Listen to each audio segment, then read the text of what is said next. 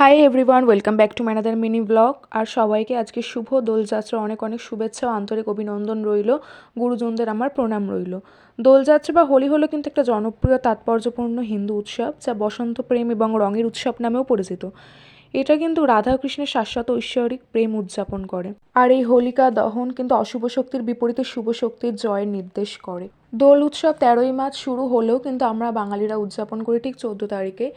আর যেহেতু কাল থেকেই পূর্ণিমা লেগে গেছে আর আজকে সকালে ছাড়ার কথা, তো সেই জন্য আমি নিজের মতন করে ঠাকুরকে যেভাবে সিন্নি নিবেদন করি সেইটাই কিন্তু তোমাদের সাথে শেয়ার করেছি।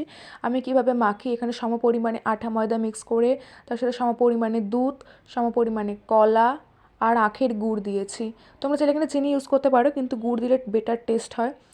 সাথে ফ্লেভারটাকে আরও এনহ্যান্স করার জন্য আমি এখানে নারকেল করে ইউজ করেছি। তারপর সমস্ত উপকরণ ভালো করে মিক্স করে উপর থেকে ফল ছড়িয়ে দিয়েছি। আশা করি সবাই দোল উৎসব ভালো কাটিয়েছো, ভালো থেকো, সুস্থ থেকো, এটাই কাম।